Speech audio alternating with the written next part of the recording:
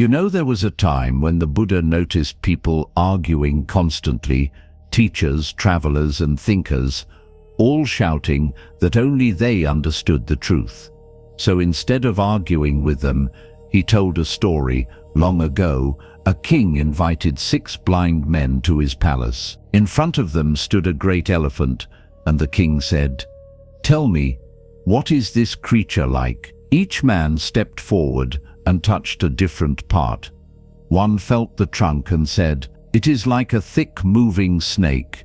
Another felt the ear and said, "No, it is like a wide fan." One touched the tusk and said, "It is sharp and smooth like a spear."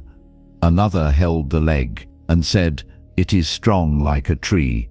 One touched the side and said, "It is broad like a wall." And the last held the tail and said, "It is just a rope." Soon their voices grew louder. Each man was certain he alone was right. They argued, defended, and insulted each other. And in that moment, they were no longer searching for truth. They were only protecting their own version of it. Before we go further, if you enjoy stories that help us reflect on life, consider supporting the channel with a like and share your thoughts in the comments. I always love reading what these stories mean to you. Now, back to the story. The Buddha then looked at his followers and said, "We are often just like those men. Each of us touches only a small part of life. We see one side of a disagreement, one piece of a story, one feeling, one belief, one experience, and we call it the whole truth. But suffering does not come from being wrong.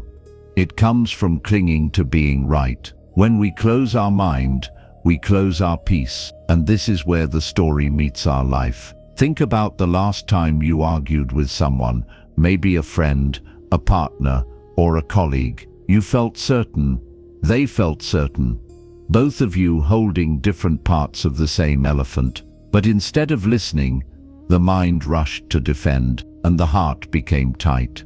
The Buddha taught that wisdom begins the moment we step back and ask, what part of the elephant am I holding, and what part might they be holding?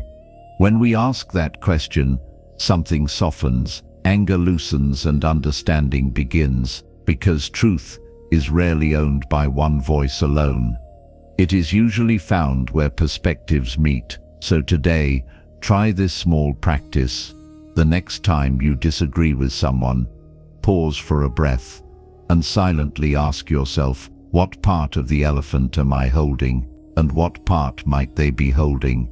That one question can turn conflict into understanding.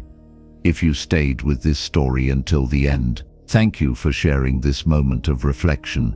And if this lesson spoke to you, consider sharing it with someone who might need it today. Your support, through liking, subscribing, and leaving a comment, helps this space grow, and it allows these teachings to reach more hearts. Until the next story, stay gentle with your mind and walk with awareness.